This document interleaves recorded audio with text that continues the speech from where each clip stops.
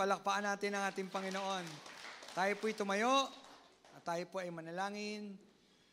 Dakilang Diyos, pinupuri ka namin, pinapasalamatan, dinadakila, Panginoon, at itinataas, Panginoon. Ama, sambahin po ang pangalan mo, Panginoon. Dalangin namin, Panginoon, ang banal mong Espiritu, Panginoon, ang siyang patuloy na kumilos, Panginoon, sa buhay ng bawat sa amin na makikinig, Panginoon, ng salita mo. Dalangin ko, Panginoon, buksan mo ang aming mga puso, ang aming isip, Panginoon, sa oras na ito. Salamat po, Panginoon, dahil may kalayaan kaming nakalalapit, Panginoon, sa iyong harapan. Nakapupuri, nakasasamba, Panginoon. Sa iyong papuri, pagsamba sa pangalan mo, Jesus, itong aming panalangin. Amen. Amen. Palakpakan po natin muli ang ating Panginoon. Amen. Pwede na po tayo makaupo. At naniniwala po ako, mayroon po kayong mga Bible. Mayroon po ba kayong mga Bible? Amen. Kung wala, alam nyo na po ang gagawin ninyo. Amen. Kung wala kayong Bible, may cellphone kayo, ilagay nyo yung application ng Bible. Amen. Hindi ko sinabing ibenta nyo yung bahay nyo, ha? Ang sabi ko, mayroon kayong cellphone, maglagay kayo ng application ng Bible, basahin nyo po ang Bible. Ayan po ang pagkain ng ating mga kaluluwa. Amen po ba? Amen. So sabi nga po ni Sister Karen, ito po ay may pamagat na ang pag-ibig at kabutihan ng Diyos. Tunay po bang mabuti at mapagmahal ang ating Panginoon? Amen. Ang sabi ng awit 23, verse 6, tunay na ang pag-ibig mo at kabutihan sa saakit tataglayin habang ako ay nabubuhay. Amen. Pinagpala po ng ating Panginoon ang pagbasa ng kanyang salita. Ito ay bahagi ng tanyag na ang Panginoon ang aking pastol. No? Alam na alam niyo yan. The Lord is my shepherd. No? Sa English. Sa awit 23, verse 6, ay sinasabi, ang kabutihan at ang pag-ibig ng Panginoon ay sumasa atin sa buong panahon ng ating buhay.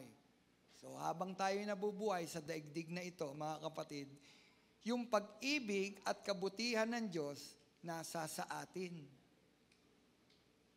Kaya lang, kadalasan, hindi natin nadarama yung pag-ibig na yon ng ating Panginoon at hindi natin nakikita yung kabutihan ng Panginoon na ginagawa niya sa ating mga buhay. No? Marahil, hindi tayo nagiging sensitibo sa gawa ng Panginoon, kaya hindi natin nakikita yung kabutihan ng Panginoon. At hindi rin natin nadarama yung pag-ibig niya. Pero, mga kapatid, ang pag-ibig ng Diyos, habang tayo nabubuhay, dapat nararamdaman ng bawat isa sa atin yun eh. Kung tayo umiibig sa Panginoon, lagi mong mararamdaman yung pag-ibig na yun ng ating Panginoon. No? Bakit nagkakaroon ng problema? Bakit hindi na nararamdaman ng tao o ng mananampalataya yung sinasabing pag-ibig at kabutihan ng Diyos? No po? Tayo may problema. Hindi ang Diyos. Dahil ang Diyos, lagi siyang mabuti at lagi siyang nagmamahal sa atin. Ulitin ko, ang Diyos, laging mabuti at laging nagmamahal sa atin. No? Kaya lang, sabi ko nga, ang tao may problema. Kapag hindi sinagot yung ating mga panalangin, naisip natin hindi mabuti ang Diyos. No, pray ako ng pray, panalangin ako ng panalangin sa Panginoon, pastor, pero hindi niya binibigay, hindi niya sinasagot yung aking panalangin. So, doon natin nakikita, sasabihin natin, hindi mabuti ang Diyos. No? Sabi nga nung mensahe ko nung nakaraan, may nag-comment sa akin, doon sa ating reels. Sabi niya, bakit pa tayo mananalangin sa Diyos? Kung nakikita naman natin hindi siya nag-iingat sa atin. No? Ako pa hinihimok niya Bakit daw ako mananalangin pa at bakit daw ituturo ko pa na ang Diyos ay nag-iingat samantalang hindi naman daw nag-iingat? May mga taong napapahamak, may mga taong paglabas na nalangin tapos napahamak, hindi daw nag-iingat ang Diyos. Bakit daw ituturo pa natin na mag-iingat ang Diyos? Sabi ko sa kanya, ingatan ako ng Panginoon o hindi, ituturo ko pa rin na ang Diyos ay nag-iingat at maniniwala pa rin ako na ang Diyos ay nag-iingat. Amen? Pananampalataya natin yun. No? Hindi, parang ganon. Dapat laging alam mo sa sarili mo, kapag mahal mo siya, hindi mawawala yun sa puso't isipan mo. Alin? Unang-una yung pag-ibig at kabutihan ng ating Panginoon. Sino dito nakakadama ng pag-ibig at kabutihan ng Diyos? Dapat lagi nating nadarama ang kabutihan ng ating Panginoon. Huwag tayong babatay sa mga bagay lamang na nakikita natin. Huwag tayong babatay sa mga panalangin lamang na sinasagot. Sagutin ng Panginoon o hindi ang ating mga panalangin, nananatili ang Diyos na umiibig at siya ay tunay na mabuti. Amen? Sa awit 23, pinapakita sa atin, no? Pinakikita sa ating paglalakbay sa buhay na ito, nakasama natin ang dakilang pastol. Lagi tayong makakatanggap ng tulong, kabutihan, at pagtataguyod, no? ng ating dakilang pastol. Ano man ang nangyayari, ulitin ko, sinasabi ko, ano man ang nangyayari, tayo ay makapagtitiwala sa mabuting Diyos na gumagawa, no? Upang gumagawa sa lahat ng bagay para sa ating ikabubuti. Ngayon, sa araw na ito, pag-usapan natin ang kahalagahan at kabutihan ng pag-ibig ng Panginoon sa ating buhay. Ano ang kahalagahan nga ba ng kabutihan at pag-ibig ng Panginoon sa buhay ng bawat isa sa atin? Gusto niyo po bang malaman? Ako, anong kahalagahan ng kabutihan ng Panginoon? Una, ang kabutihan at pag-ibig ng Diyos ay nagbibigay sa atin ng katiwasayan at pag-asa. Sabihin niyo nga, katiwasayan at pag-asa. Yan. No, yan ang dulot ng pag-ibig at kabutihan ng ating Panginoon. Nagdudulot ito ng katiwasayan at pag-asa. Ang sabi ng awit, chapter 4, verse 8, payapa akong hihiga at gayon din matutulog sapagkat ikaw, Panginoon, pinatatahan mo akong mag-isa sa katiwasayan. So, ang sabi doon, no? Payapa akong hihiga, no? Hihiga at gayon din matutulog. Sino dito ang nakakatulog pa ng payapa, mga kapatid? Sabi ko nga, hindi natin ito sabi ni Pastor Jun, makakabili tayo ng magarang higaan at malambot na kama. Pero hindi tayo makakabili ng mahimbing na pagtulog. Tama?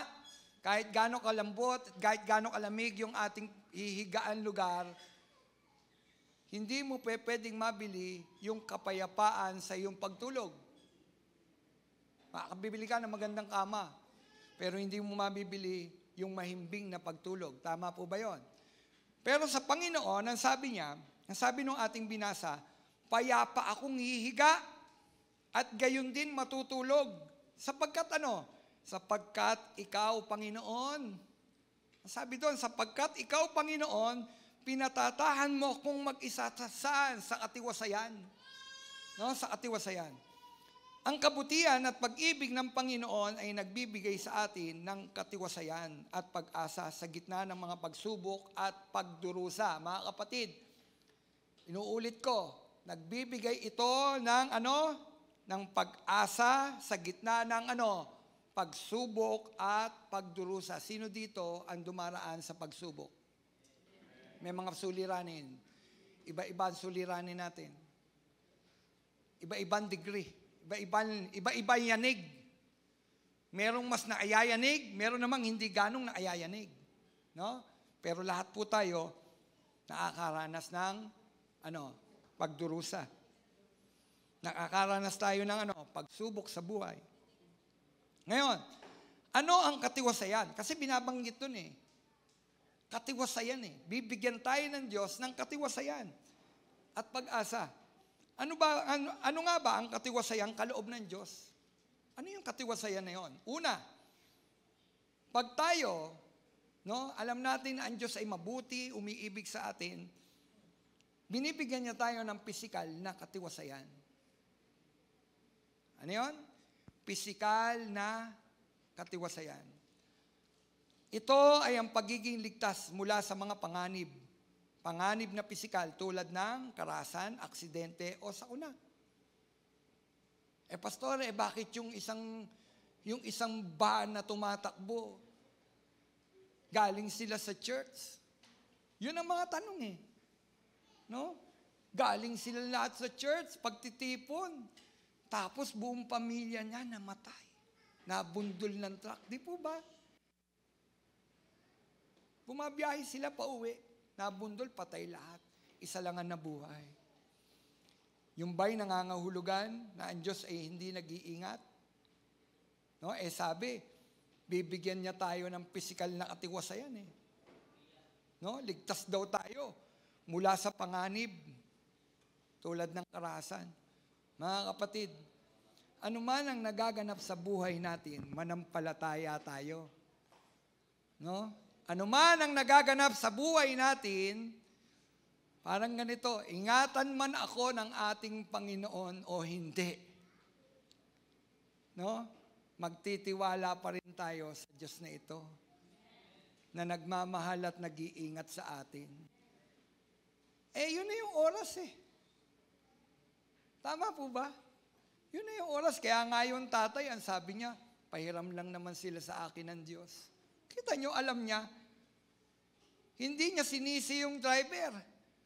Hindi siya nagabla. Hindi siya nagabla. Bakit? Kasi alam niya sa sarili niya na yun na yung oras eh. Hindi siya nagtanim ng galit. Pero hindi ko sinabi, no? Na Pastor, hindi ka magagalit? Siyempre, unang mararamdaman mo, galit. Kaya lang, nandun yung payapa pa rin siya. Bakit? Kasi nga alam niya merong isang Diyos na nag-iingat pa rin naman. Kita mo, hindi, bakit lahat ng pamilya niya, naubos, siya lang natira? Ibig sabihin ba nun, mas mabuti ang Diyos sa kanya, dun sa pamilya niya? Hindi. May dahilan ng Diyos bakit nagaganap sa atin ang mga bagay na ito. Tandaan natin, lahat daw ng bagay na nagaganap sa ating buhay, mabuti man o masama, niloloob ng Diyos. Kalooban daw ng Diyos ito para sa atin. Kapatid, ano man ang nagaganap sa ating buhay, mabuti man o masama, kalooban daw yan ng Diyos para sa atin. Ngayon, ano ang gagawin mo kung dumadating ka dun sa ganong sitwasyon? Anong gagawin mo? Parang mas mabuti ang Diyos dun sa isa, parang ako hindi. Kapatid, ang gagawin natin, patuloy pa rin tayong mananampalataya sa ating Panginoon. Patuloy mo pa rin siyang iibigin, patuloy mo pa rin siyang, pupurihin, sasambahin. Ang Diyos hindi dapat sinasamba lang kapag tayo tumatanggap ng mabubuting bagay. Ulitin ko, ang Diyos hindi lamang sasambahin mo kapag ikaw ay pinagpapala. Kapag sinasagot yung ating mga panalangin, hindi lamang ganun. No? Sasambahin mo lang ba kapag nakaranas ka ng niligtas ka ng Panginoon sa isang karahasan? Paano kung hindi? Paano kung hindi? Isang ang pastor galing siya sa, kilalang pastor ito, galing siya sa gawain ng Panginoon, iniwan niya yung kanyang dalagang anak sa kanyang bahay. Pagkatapos, pag-uwi nila, ni-rape, pinasok yung kanilang bahay, ni-rape yung kanyang anak. Kita niyo yun? Pero yung pastor, ano naramdaman? Siyempre, nagdalamhati. Alam nga naman matuwa siya. Hindi po ba? Pero hindi niya sinisi ang Panginoon at sinabing, hindi mo iningatan, Panginoon, yung aking anak. Nasa ministeryo ako, naglilingkod ako. Kasi nung nangyari yun, nasa church sila. Nasa gawain sila. Pero hindi niya sinabi sa Panginoon, Panginoon, naglilingkod ako. Sinabi mo, iingatan mo ko. Hindi kami makakaranas ng karahasan. Di ba nakaranas ng karahasan? Pinasok yung bahay, ni-rape yung kanyang anak. Pero anong ginawa nung pastor? Nung pagkakita daw niya sa anak, sila mag-asawa, niyakap niya. Kasi hindi lang yung anak niya May nakitulog. na kaibigan. Pati yun nadamay. Kita nyo? Pero alam nyo, ginawa ng pastor, patotoo niya. Pinuntahan niya. Yun ng rape. Kasi nahuli. Pinuntahan niya sa kulungan. Pinatawad niya. Pinanalangin niya. Pinatanggap niya sa Panginoon. Nag-express siya, hindi galit. Ano yung express niya? Pag-ibig, love, pagpapatawad. Kaya lang, ganito lang yon. May batas na iiral. Amen? May batas na iiral. Bahala ang batas sa kanya. Basa siya, pinalaya niya yung kanyang sarili. No? Kita nyo, nung panahon na yun, pwede niyang sabihin sa Panginoon, Panginoon, hindi ako nakaranas, hindi mo kami iningatan. Hindi mo kami iningatan. Pero, nanatili siya saan? Sa pananampalataya sa Panginoon, na ang Diyos pa rin naman ay nag-iingat. Amen? Parang ganito yun, ano man ang maganap, huwag nating aalisin sa ating kaisipan na ang Diyos ay nag-iingat. Amen? Iniingatan tayo ng ating Panginoon. Inaalis niya tayo saan? Sa panganib, tulad ng karahasan, aksidente, sakuna. Meron naman, di po ba? Namatay na si Nanay Paz eh. Tandaan niyo yung patotoo ni Nanay Paz. Nagkaroon ng aksidente dyan, nakasakay siya sa isang jeep. Yung daw driver tawag doon? Reckless. Diyan mismo sa tapat. Paglabas. Nabangga. Lahat daw nung mga nakasakay, tilapon sa dulot, mga sugatan. Pero si Nanay Paz nandun sa dulon-dulo ng jeep, steady siya doon. Hindi siya na aksidente. Amen. Kinuha pa nga siya daw ng tricycle driver. Nakita ninyo? Niingatan siya ng Panginoon.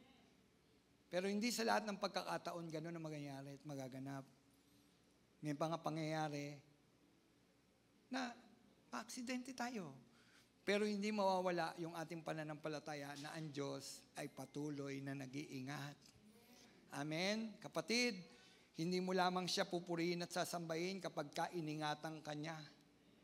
Sa panahong hindi ka rin naingatan, tila hindi naingatan, sambahin mo pa rin, purihin mo pa rin ang Panginoon. Amen? Ano pa? Ibibigay sa atin, emosyonal na katiwasayan. Emosyonal. Yung ating nararamdaman. No? Hindi pa yung nagkakaloob ng Panginoon yun. Yung nararamdaman natin. No?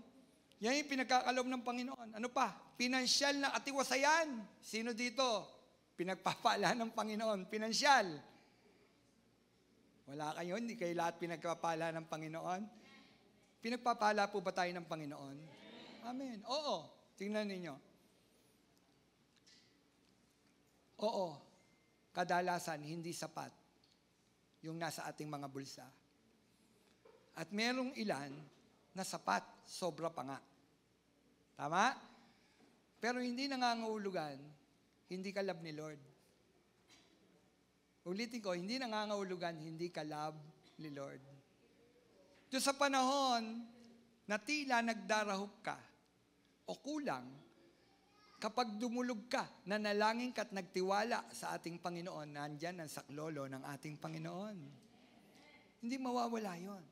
Kasi siya ang nagpo-provide. Sino naniniwala na ang Diyos na nagpo-provide? Amen. Sabi nga ni Sister Bella sa akin, magtiwala ka na lang sa Panginoon. Huwag mo ilagak ang tiwala mo sa tao. Magtiwala tayo sa Panginoon. Amen? At yun naman na nararapat. Kasi nga ang Diyos ang nagbibigay ng katiwasayan patungkol sa ating mga pinansyal. Pinansyal. Mga kapatid, mahirap pangit bang pag-usapan pag pinag-uusapan yung pinansyal? Sa church ba kailangan ng pinansyal? Tataka lang ako sa iba eh. Bakit sinasabi nilang, kakakitaan nyo yung simbahan, pinagkakakitaan nyo yung simbahan? Kapatid, habang tayo nasa daigdig na ito, kailangan natin ng pinansyal. Tandaan natin yan, kailangan natin ng pinansyal. Tama po ba? Ngayon, kapag tayo nasa Diyos, pararanas sa iyo yung pinansyal na katiwasayan. Ano yung pinansyal na katiwasayan? Ito yung kahit anong meron sa bulsa mo, payapa ka. Payapa ka. Ang tanong, lagi bang ganon? Payapa tayo? O baka naman hindi? Di ba hindi? May gusto kang bilhin. Meron kang gustong bilhin, hindi mo mabili. Payapa? O dumadaling yung pagkaligalig? Ligalig, di po ba? Pero tandaan po natin, kasama sa tinuro ng Panginoon at bigyan mo po kami. Yung itinurong panalangin ng Panginoon, kasama doon at bigyan mo po kami ng aming kakanin sa araw-araw. Paano ka magkakaroon ng pagkain araw-araw? Mga kapatid, titingin sa langit, mag-iintay kang bumagsak ang pagkain. Pagpapalain ka ng Diyos. Pinansyal. Pinansyal. At yung pinansyal na yon, yun ang pambibili mo ng pagkain. Literal ba yun? At bigyan mo po kami ng aming kakanin. Iba-ibang paraan ng Diyos. Pwede tayong gamitin yung kapitbahay natin, wala tayong makain, abutan ka. Pero mas madali, mas madalas, paano tayo makakabili ng ating pagkain? Paano tayo makababayad sa ating mga bayarin? Paano? Sa pamagitan na pinansyal. At kapag nasa Diyos ka, Diyos ang magbibigay. Ano daw? Pag nasa Diyos tayo, Diyos ang magbibigay.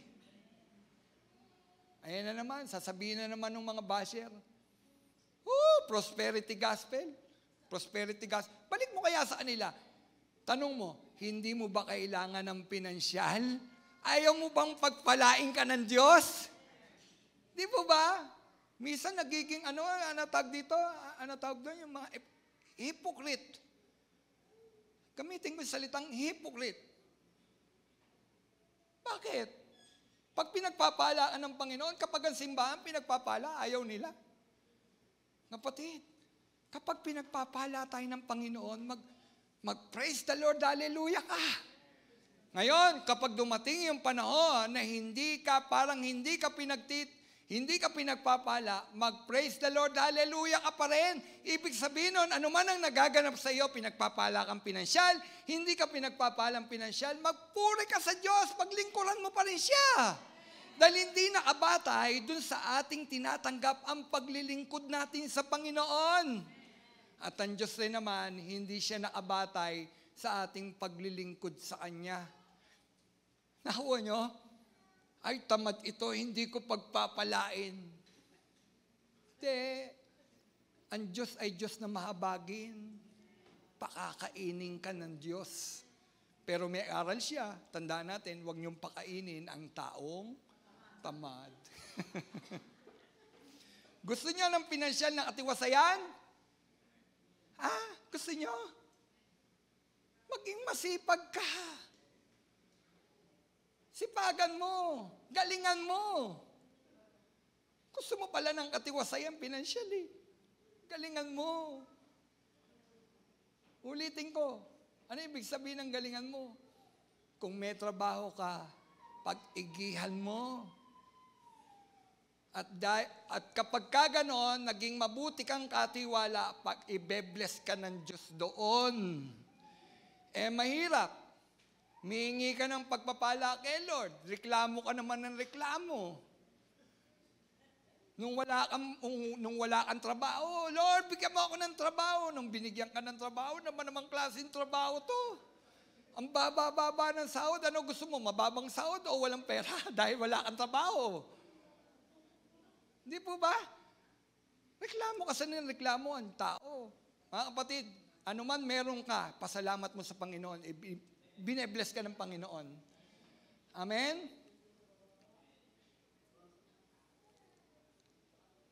Ano pa? Ito pinakamahalaga. Spiritual na katiwasayan. Spiritual na katiwasayan. Payapa o ligtas. Dahil konektado ka sa Diyos. Ano sabi ko? Payapa o ligtas dahil alam mo, konektado ka sa Diyos. Sino dito konektado sa Diyos? Alam mo, kapag nanalangin ka, nakakonek ka kay Lord. Alam nyo, kapag mananampalataya ka, konektado ka kay Lord. Nakakonek ka. Kapag hindi ka mananampalataya ng Diyos, disconnected ka. Amen? Meron source nung pwede mong kuha na ng power o parang internet, hindi ka konektado. Putol. Bakit? Di mo alam ang password. Di po ba? O dito, may internet dito, pero hindi kayo nakakonect lahat. Tama po ba? Bakit? Hindi natin alam yung password. Pero pwede tayong makakonect. Paano? Pastor Romel, ano po ba ang password? Tama?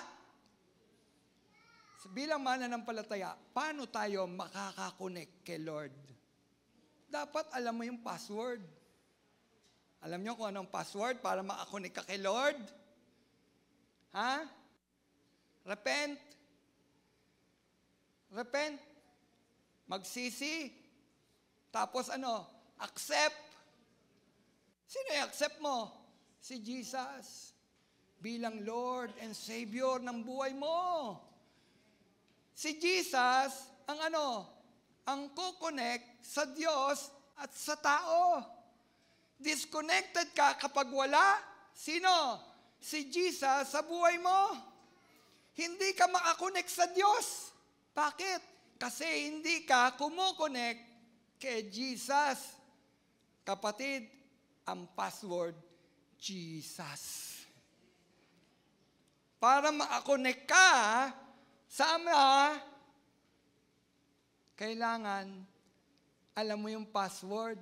Sino yun? Tanggapin mo si Jesus bilang Panginoon mo, tagapagligtas. Amen? At kapag kumunik ka kay Jesus, konektado ka sa Ama. Amen? Amen o amen? Suriin nyo kung sinong daan ng kaligtasan. Baka meron pa kayong alam ng daan ng kaligtasan. Sa silong ng langit, walang ibinigay na pangalan para ikaliligtas ng tao maliban sa pangalang Jesus. Ngayon, tanong, gusto nyo bang kumunik sa Ama? Ang password, si Jesus. Accept nyo siya bilang Lord and Savior. Konektado ka sa Ama. Ngayon, kapag konektado ka sa Ama, kapatid, di ka kaya pagpapalain? Pagpapalain ka ng Panginoon. Amen? Pagpapalain ka ng Panginoon. Kaya lang, tandaan ninyo yung pagpapala na ito, laging nandyan. Laging nariyan. Laging nariyan. Kaya lang, may mga pagkakataon, kala mo hindi ka pinagpapala. Dumadaan tayo sa pagsubok. Bakit? Teka nga, stop ko nga muna yung flow. No, stop ko muna. Naisip nila, stop ko kaya muna, pagpalain siya. Di ba nangyari yan kay Job? Stop ko nga muna. Titignan ko. Kung sa kabila ng mga pangyayari, pupurihin pa rin niya ako, kung pa rin kikilalanin niyang Diyos. Mga kapatid, minsan ni-stop, pagsubok, testing. Tinetest ka, hindi ka tinutukso. Tinetes. Kung yung pananampalataya mo matibay. Amen? Ngayon, kapag tinest tayo, dapat, alam natin, dapat na yung pagtitiwala natin matibay sa Panginoon. Kapatid, naabatay lang ba ang pagtanggap mo kay Jesus dahil pinagpapala ka niya? Paano kung dumating yung panahon, lugi? May hanap buhay ka, lugi. Alam niyo, pag nangyari yan, apektado spiritual nating buhay. Pero kung matatag yung ating pananampalataya, dadalo yung spiritual na pagpapala, katiwasayan. Gusto ba nating spiritual nating buhay? May tiwasay? Tiwasay yung ating spiritual na buhay? Mga kapatid, sabi doon, payapa o ligtas dahil konektado tayo sa Diyos na makapangyarihan na nagbibigay ng katiwasayan at pag-asa sa panahong kailangan natin ito. Anong sabi? Katiwasayan at pag-asa sa panahong kailangan natin ito. Ang sabi, no, sabi doon, sa panahong kailangan natin ito. Ngayon, kailangan nyo ba yung katiwasayan mula sa Panginoon? O sabi doon, bibigay ng Diyos sa panahong kailangan mo ito. Sabi mo lang kay Lord, Lord, kailangan ko eh. Kailangan ko ito. Ngayon, pangalawa. Ano ang kahalagaan ng kabutihan at pag-ibig ng Diyos? Ang tanong muna, naniniwala ba tayo mabuti ang Diyos at minamahal tayo ng Panginoon? O ngayon, ano ang kahalaga niyan? Ito, pangalawa. Ito ay nagpapakita ng pag-ibig ng Diyos. Ano daw?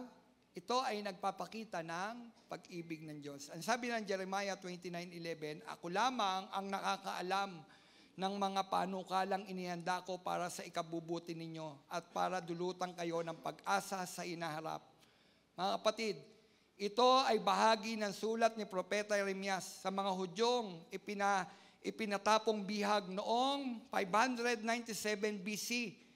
Ito ay maaaring isinulat may 1 o 2 taon pagdating nila sa Babylonia. Saan may Babylonia? Yung Iraq ngayon. Yung Babylonia, yan po yung bansa ngayon, Iraq. No? Yon, pinatapon doon, bihag ang mga Israelita. Saan? Sa Babylonia. Pero sa kabila ng Israel ay nabihag ng mga Babylonian, noon, nagbigay ang Diyos ng salitang pangako at pag-asa sa kanila.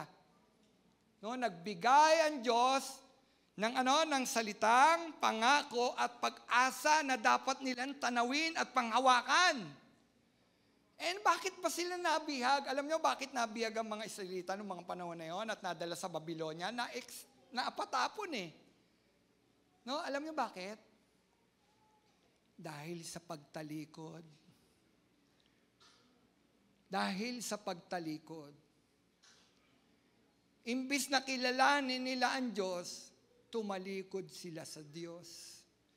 Mas kinikilala nila ang ibang Diyos ng mga nakapaligid sa kanila na bayan. Pero yung Diyos na naglabas sa kanila sa Ehipto, hindi nila kinikilala. Kapatid, yun ang isa sa kasalanan, kaya napatapon ng ang mga Israelita sa Babylonia. Nabihag sila eh. No? Pero tingnan ninyo, sa kabila ng nabihag, sa katigasan ng ulo, pero ang Diyos nananatiling mapagmahal. Pinili ba niya ang bayang Israel? Ulitin ko, pinili ba niya? Oo, pinili niya. Sa lahat ng mga nasyon, pinili niya yon. Pinili niya, bukod tanging pinili. Para ipadama, iparanas yung pag-ibig niya. At madalas nangangako ang Diyos. Kaya lang yung minahal niya, tinalikuran siya. Di ba ang sakit nun? Mga kapatid, minahal, tapos tinalikuran siya. Parang ganito, pakunwari yung kanilang ginagawa, nakabatay sa mga seremonya, hindi tunay na umiibig sa Diyos. Kaya ano nangyari? Pinahintulutan ng Panginoon na sila ay mapatapon sa Babylonia. Pero sa kabila ng kanilang katigasan ng ulo, ang Diyos nagbigay ng salita at pangako sa kanila. Ano yun? As maganda sa English eh. No? Sabi doon, for I know the plans I have for you, declares the Lord. Kapatid, Sino ang may kapangyarihan magdeklara? Sino? Yung mga nakatataas. Ang Pangulo, ang mga hari, pwedeng magdeklara. Di po ba? Katulad ng ating Pangulo, pwede siya magbigay ng deklarasyon. At yun yung gagawin natin. Kasi Pangulo siya eh. Eto, ang Panginoon, nagdideklara. Sa kabila ng pagtalikod sa kanya ng bayang kanyang pinili, meron siyang deklarasyon. Tingnan nyo. For I know the plans I have for you. Sino yung tinutukoy na you? Yung Israel. Declares the Lord. Plans to prosper you. Ano daw? Plan to prosper. Ano ba ang kalagayan nila nung panahon na yon? Sila ba'y pinagpapala? Hindi. Bihag nga sila eh. Anong kalagayan ng Israel? Bihag. Pero tingnan ninyo, pinaalala ng Diyos, alam ko kung ano ang plano ko sa inyo. Sa kabila ng inyong kalagayan, ang plano ko sa inyo, pagpalain kayo. Diba? Tumalikod. Ang kalagayan nila, bihag. Ano kalagayan ng bihag? Pero sabi ng Panginoon, for I know the plans I have for you, declares the Lord. Plans to prosper you and not to harm you. Ano ba yung harm? Not to harm you. Hindi ka masaktan. Hindi ka masasaktan. Prosper. Pagpapalain. Pagyayamanin. Tama po ba? Tama ba, Nicole? Plans to prosper you and not to harm you. Plans to give you hope and a future. Kapatid, yan ang Diyos. Yan ang Diyos. Yan ay pagpapakita ng pag-ibig ng Diyos sa kanyang piniling bayan sa kabila ng kanilang pagtalikod sa kanya.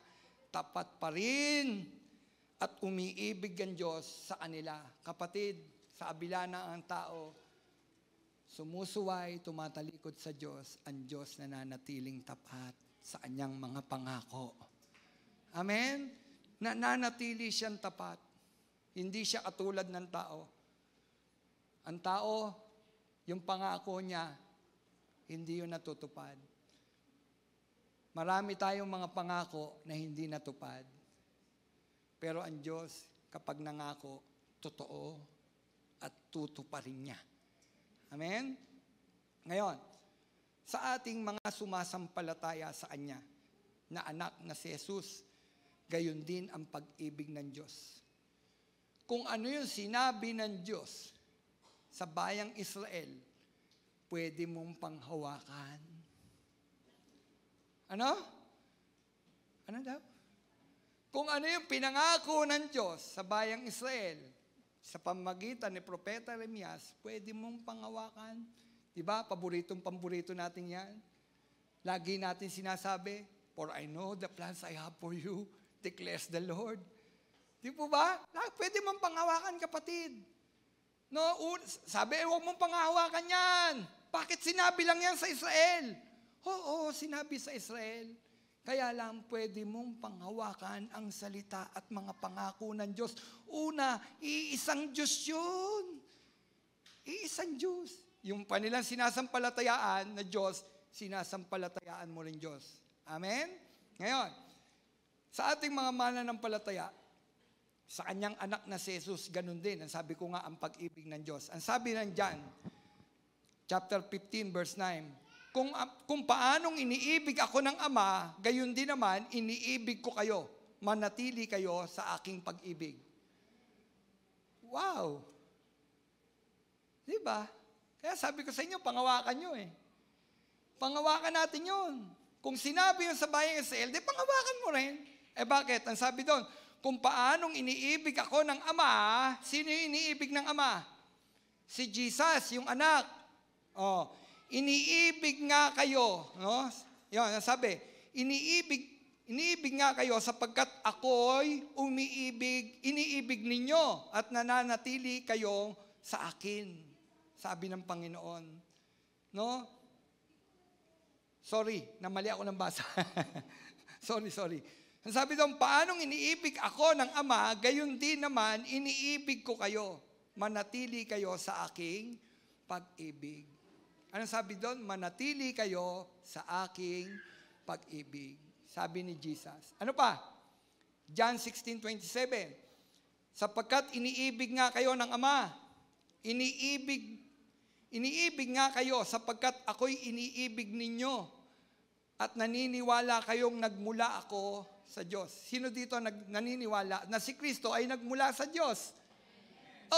Di nananatili yung pag-ibig ng Diyos sa atin. Kasi yung anak, sinasampalatayaan mo. Kapatid, sinasampalatayaan mo ba si Jesus bilang iyong Panginoon na tagapagligtas? Siya ba'y anak ng Diyos? Maraming naniniwala, hindi siya anak ng Diyos. Kaya lang tayo, naniniwala tayo na si Kristo ay anak ng Diyos. Amen? Si Kristo ba ay Diyos? Si Kristo ba ay nagkatawan tao? Amen. Mahalaga yun. Alam mo na yung sinasampalatayaan mo, nagkatawang tao. Si Kristo ba ay Diyos? Oo, siya ay Diyos. At nananatili tayo kay Kristo. Amen? Kapatid, kapag ka ganon, mararanasan mo ang pag-ibig ng ating Panginoon. Kasi sinasampalatayaan mo yung kanyang bugtong na anak. Kapag iniibig mo yung kanyang bugtong na anak, ipararanas sa atin ng Ama yung napakalaki niyang pag-ibig sa atin. Hindi, sumuway nga ang tao di ba? Nasa kalagayan rin tayo ng pagsuway. Bakit ba nagkaroon ng John 3:16? Kanino ba sinabi yung John 3:16? Sa mga Hudyo? Di ba same lang yon yung Jeremiah? John 3:16? For God so loved the world that He gave. Ano sabi? That He gave His only Son, Jesus Christ. That whosoever believes in Him shall not perish but have eternal life. Gayon na lamang ang pag-ibig ng Diyos sa libutan, kaya ibinigay niya ang kanyang bugtong na anak na si Jesus upang ang sino man sumampalataya sa bugtong na anak na si Jesus ay bibigyan niya ng buhay na walang hanggan. Kapatid, sumampalataya ka na ba? At kapag ka sumampalataya ka sa bugtong na anak na si Jesus, kapatid, di ba masagana yun? Di ba pagpapala yun? Di ba katiwasay ang buhay yun? Tiwasay yung buhay mo. Bakit? Kasi kasama mo ang Panginoon. Kapatid, kapag tinanggap mo si Kristo bilang Panginoon mo tagapagligtas, araw-araw ng ating buhay, kasama natin ang ating Panginoon. Amen? Yan ang katotohanan. Kasama mo ang Panginoon. At kapag kasama mo ang Panginoon, anong mararanasan mo kapag kasama mo araw-araw ang Panginoon? Di ba't pag-ibig? Tiwasay na buhay, payapa. Bakit? Kasi kasama natin ang Panginoon. Kapatid, iniibig mo ba ang Panginoon? Mga kapatid, ang kabutihan at pag-ibig ng Panginoon ay nagpapakita ng pagmamahal ng Diyos sa atin. Ito ay isang pagpapaalala na tayo ay mahal ng Diyos at siya'y laging handang tumulong sa bawat isa sa atin. Laging handang tumulong ang Diyos sa bawat isa sa atin. Anuman ang ating kalagayan, anuman ang ating sitwasyon, anuman ang ating problema at kalagayan, kapatid, laging nandyan ang Diyos at handang tumulong sa bawat isa sa atin. Pasalamat ka sa Panginoon. Handa siya laging tumulong sa atin. Kapatid, anong kalagayan mo ngayon? Sa tingin mo ba, hindi ka kayang ingatan ng Diyos? Tutulong nga siya Di po ba? Panghawakan mo. Panghawakan natin. Huwag tayong manghina. Huwag mawawala yung pananampalataya natin sa Panginoon. Lalo pa nating pagtingin, palakasin, pagningasin. Yung alin? Yung pananampalataya natin sa Panginoon. Sa tingin mo ba, minamahal mo ang Panginoon ngayon? Kapatid, mahal mo ba ang Panginoon? Lalo mo pang mahalin. Lalo mo pang mahalin. Naglilingkod ka ba sa Panginoon ngayon, kapatid? Kung naglilingkod ka sa Panginoon dahil mahal mo siya, lalo mo pa siyang paglingkuran. Ano man ang nagaganap, lalo mo siyang paglingkuran. Amen po ba? Ngayon, pangatlo at panghuli, uuwi na po tayo. Salamat naman, Pastor Romel, matatapos ka na. Pangatlo, ano ang kahalagahan ng kabutihan at pag-ibig ng Diyos? Ito ay pagkakaroon ng buhay na walang hanggan. Yun ang pinakamasarap doon. Di ba? Yung kabutihan at pag-ibig ng Diyos, nagdulot ito ng ng buhay na walang hanggan. Pag may patay, lagi ko sinasabi sa sermon, sino dito gusto nang mamatay? Taas ang kamay, gusto nang mamatay. Di ba ayaw natin? Ang tanong, mamamatay ka ba? Mamamatay ba ako? Oo! Tuwing nakakita tayo ng puting box na may ilaw, yan ay nagpapaalala sa atin ng na ang tao ay mamamatay. Tama? Sabi nga mas mainam pumunta sa bahay ng may namatayan kaysa sa bahay ng may handaan. O, sino gusto dito pumunta sa bahay ng may handaan? Oo, di ba? Gusto natin sa may handaan. Kapag may birthday, gusto natin pumunta doon. Mas mainam kasi doon, masaya. Ayaw nga natin ng malungkot Kaya lang sabi ng Bible, sa mga ngaral, mas mainam pumunta sa bahay ng may namatayan kaysa sa bahay ng may handaan. Bakit? Sapagkat dapat alalahanin ng buhay, siya man din itinakda ding mamatay. Realidad, mamamatay tayo. Mamamatay ako. Amen? Sino dito gusto nang mauna? Mauna ka na, Pastor Mel. Di ba? Ngayon, tingnan nyo. Sabi ko nga, lagi ko sinasabi pag may lamayan, alam ng Diyos Alam ng Diyos, ayaw nating mamatay. Tama? Sino gustong pumunta sa langit? Taas ang kamay. Sabi ko, taas ang kamay. Di po ba?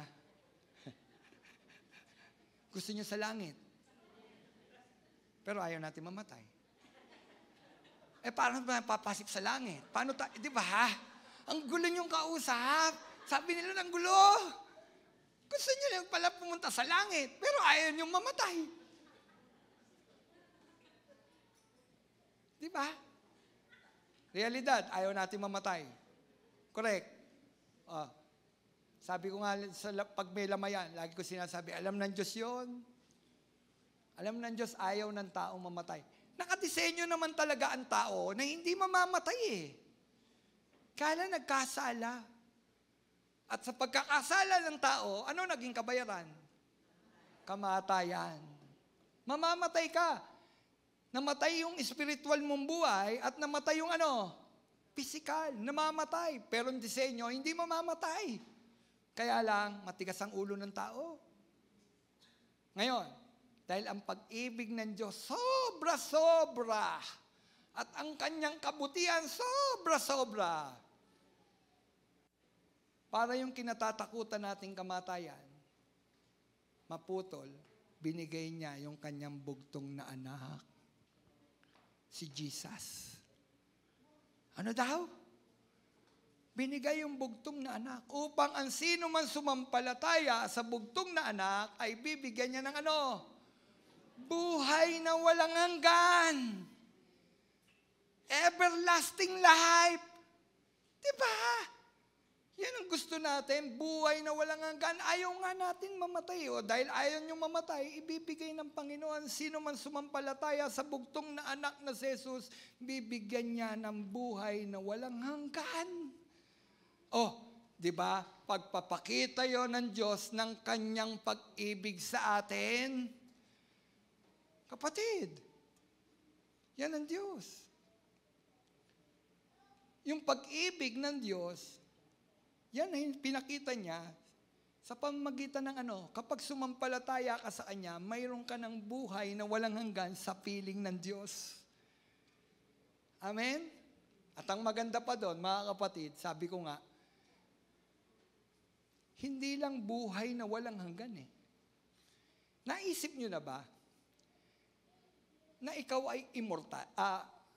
Immortal. Yung hindi ka mamamatay. Naisip nyo na ba yun? Ako iniisip ko eh. Iniisip ko hindi ako mamamatay. Tapos lahat na ng tao nagdumaan, nangangamatay na yung mga kaibigan mo. Abay, hirap nun. Di po ba? Hindi ka mamamatay. Kaya lang, dito sa piling ng Panginoon, hindi ka mamamatay. Pero may kagalakan. Bakit? Kasi kasama natin yung ating mga mahal sa buhay na nangamatay na. Kasama na natin sino pa? Kasama natin ang Diyos. Yun ang pinakamaganda, kasama natin ang Diyos. Kapatid, kasama mo ang Diyos. Kapag tinanggap mo si Kristo bilang Panginoon mo tagapagligtas, kasama mo ang Diyos. May buhay na walang hanggang ka sa piling ng Diyos. Amen? Di ba? Napakasarap isipin nun. Pinagkaloob ng Panginoon yun. Buhay na walang hanggan. Kapatid, kahit ikaw ang may-ari ng isang napakagandang ospital, mamamatay tayo. Amen? Pero sa Panginoon, mayroon siyang alok, buhay na walang hanggan sa piling ng Panginoon. Hindi ka na mamamatay. Hindi na tayo mamamatay. Kaya lang, kailangan mawala itong katawang ito. Bakit? Hindi ito perfecto eh. Makasalanan to. Hindi ito karapat-dapat sa langit. Mga kapatid, yung katawan na yan, hindi yan karapat-dapat sa langit. Kaya mayroong inihanda ang Diyos na katawan pang langit. Kaya sabi niya, papalitan ko ang inyong mga katawang hindi nabubulok, katawang hindi na nagkakasakit. Di ba? Papalitan ng Panginoon. Yun ang Diyos. Buhay na walang hanggan. At yung katawan na yan, papalitan ng Panginoon. Katawang hindi nabubulok, katawang panlangit. Tanong, gusto mo ba nun? Gusto nyo ba nun? Sabi ko nga, ang pinakamaganda na ating matatanggap sa Panginoon yung may buhay tayo na walang hanggan sa piling ng Panginoon. Yan ay bunga ng pag-ibig ng Diyos sa atin. Ang sabi ng 1 John 5:11 hanggang 12, at ito ang patotoo, na tayo'y binigyan ng Diyos ng buhay na walang hanggan, at ang buhay na ito ay nasa Kanyang anak. Ano sabi? Tayo ay binigyan ng Diyos ng buhay na walang hanggan.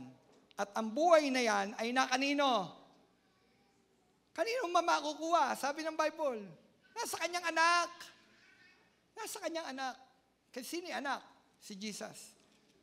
At ang sabi ng verse 12, ang pinananahanan ng anak ng Diyos ay may buhay na walang hanggan. Ang tanong, pinananahanan ka ba ng anak ng Diyos? Kasi magkakaroon daw tayo ng buhay na walang hanggan kung tayo ay pinananahanan ng anak ng Diyos. Kapatid, tinanggap mo na ba si Kristo bilang Panginoon mo tagapagligtas? Nananahan ba siya sa puso mo? Nananahan ba siya sa buhay mo? Siya ba ang hari ng buhay mo? Si Kristo ba? Baka naman hindi. Kasi kung hindi, wala ka pang buhay na walang hanggan. Kasi ang sabi, ang pinananahanan ng anak ng Diyos ay may buhay na walang hanggan. Ngunit wala nito ang hindi pinananahanan daw ng anak ng Diyos. Kapatid, wala pala nun. Sino yung hindi pinananahanan ng anak ng Diyos? Ang tanong, pinananahanan ka ba ng anak ng Diyos? Si Jesus ba ang nananahan sa buhay mo? Alam niyo ibig sabihin ng nananahan? Yung mga bataan, di na nila alam yung mga ganong word eh. Nananahan, tinitirhan, kasama mo si Jesus. No? Si Jesus ba ang sentro ng buhay mo? No?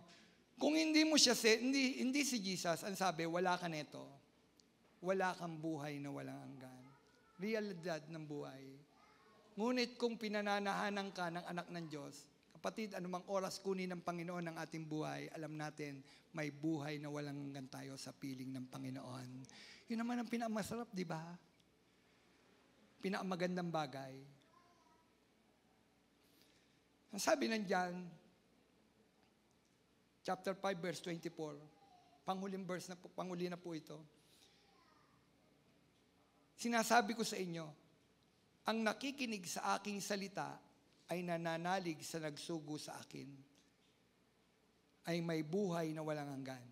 Hindi na siya hahatulan, kundi inilipat na sa buhay mula sa kamatayan. Sino nagsasalita dyan? Si Jesus. Kapatid, si Jesus. Sabi ni Jesus, sinasabi ko ito sa inyo. Ang kausap niya, mga alagad. Ngayon, tayo, kinakausap ng Diyos, kinakausap ng Panginoon. Sabi niya, sinasabi ko sa inyo, ang nakikinig sa aking salita at nananalig sa nagsugo sa akin. Kapatid, nakikinig ka ba sa salita ng Diyos? Paano mong naririnig ang salita ng Diyos? Dahil ba sa sermon ni Pastor Romel?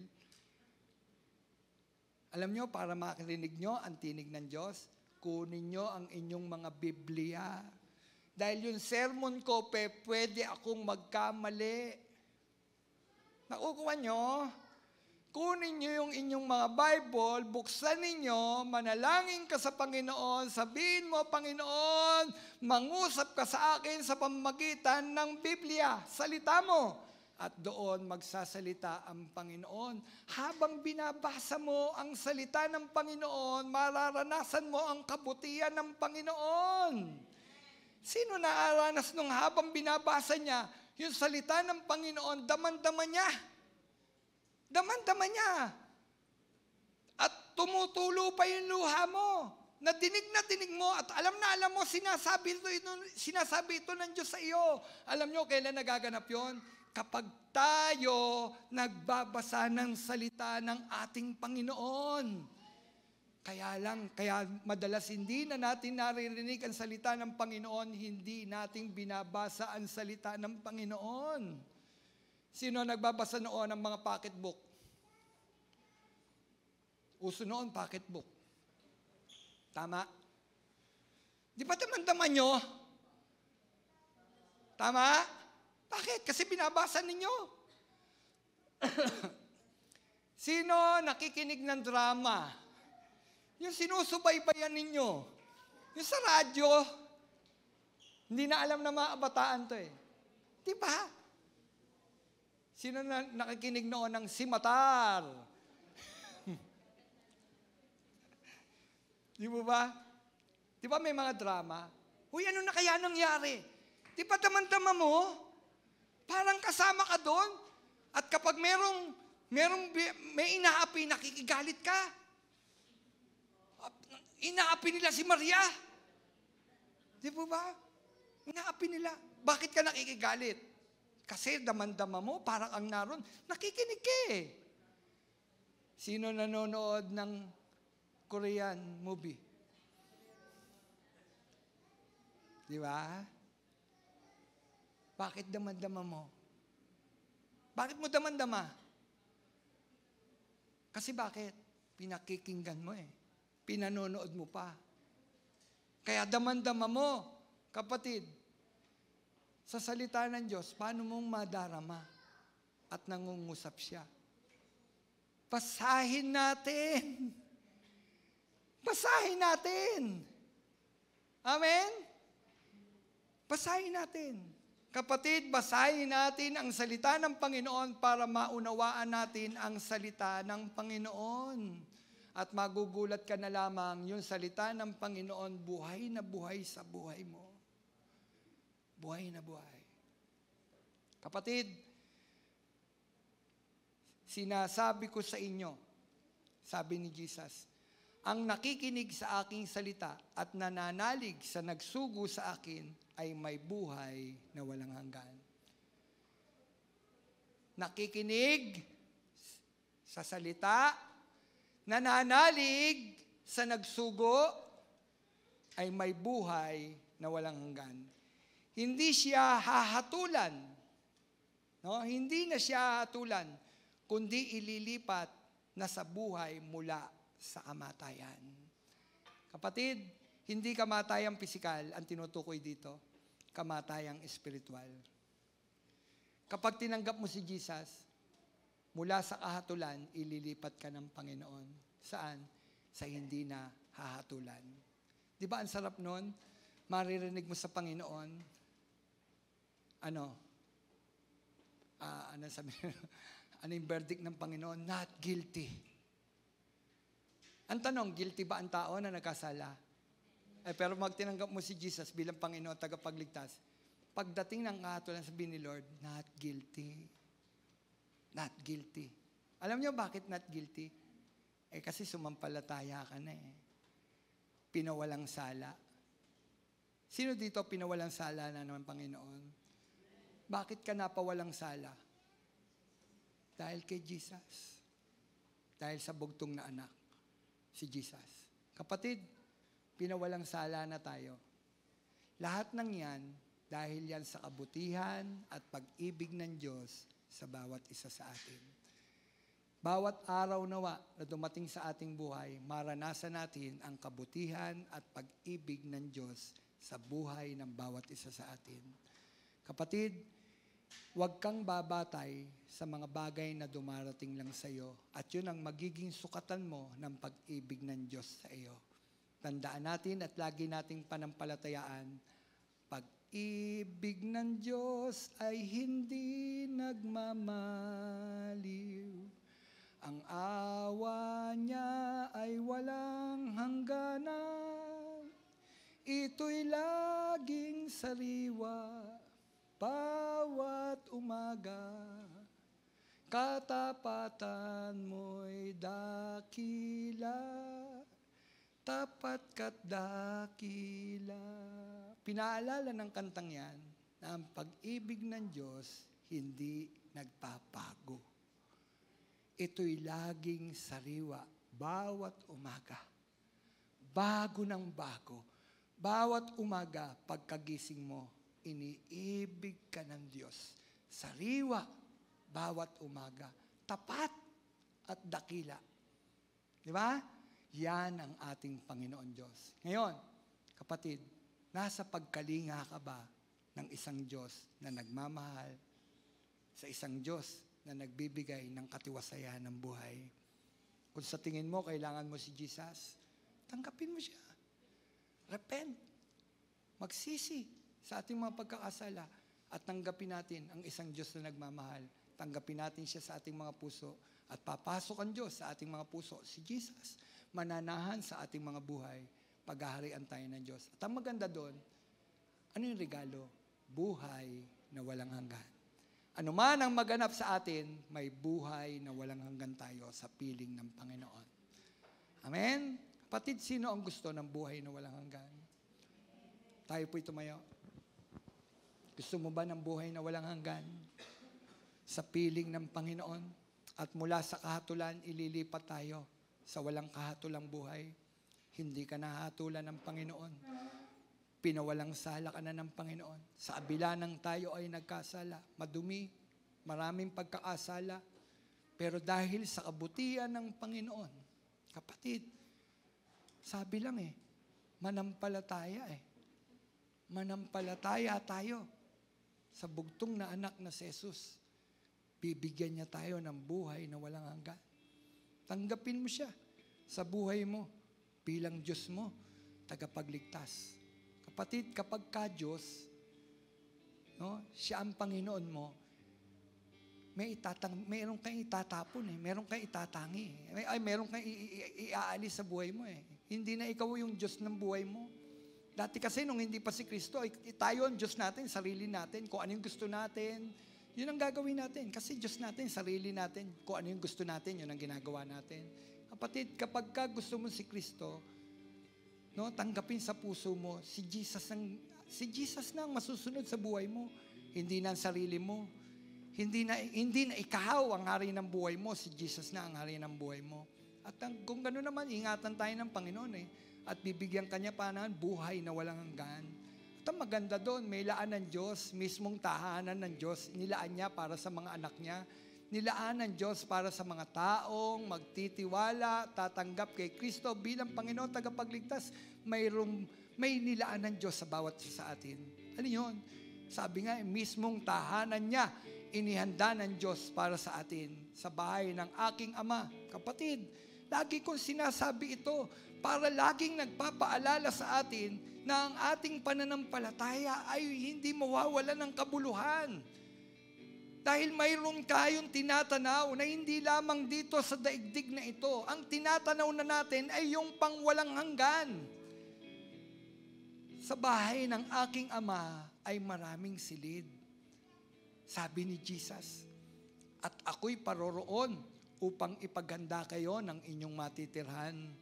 At kapag handa na, siya'y muling babalik upang tayo'y kanyang kunin. Sabi ni Jesus yun. At sinabi niya, upang kung saan ako naroroon, dumuon din naman kayo. Di ba ang buti-buti ng Panginoon?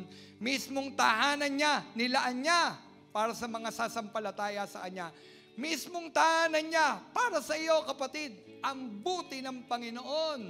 Ang daigdig na ito, puros kaguluhan, karamdaman, sakit, namamatay, pagluha. Di ba, punong-puno tayo ng mga pagdurusa sa daigdig na ito, pero merong inilaan ng Diyos na isang lugar na kung saan perpektong lugar para sa atin. Ano yon? Mismong tahanan ng Diyos inilaan para sa mga taong sasampalataya sa bugtong na anak na si Jesus bilang Panginoon nila, tagapagligtas. Kapatid, gusto mo ba ang inaalok ng Diyos? Bahay, mismong tahanan niya, na inihanda ng ating Panginoon. Kapatid, kung darating ang Panginoon sa oras na ito, handa ka ba? Kung hindi, madali lang naman eh. Sabi, sumampalataya ka sa bugtong na anak, bibigyan ka ng buhay na walang hanggan. Kapatid, kung darating ang Panginoon ngayon, o kukunin ng Diyos ang buhay mo sa oras na ito, sigurado ka ba? Sigurado ka ba na may buhay na walang hanggan ka sa piling ng Panginoon? Kung wala, sunod ka lang sa maikli kong panalangin. Kung sa tingin mo, kailangan mo si Jesus, at sa tingin mo, hindi mo pa siya sinasampalatayaan, kapatid, ito na yung oras. Ito na yung panahon na na sumampalataya sa bugtong na anak. Sunod ka sa maikling panalangin. Panginoon, patawarin mo po ako sa aking mga kasalanan. Hugasan mo po ako ng iyong banal na dugo. Panginoong Hesus, patawarin mo ako, isang taong makasalanan, dumimot sa iyo. Panginoong Hesus,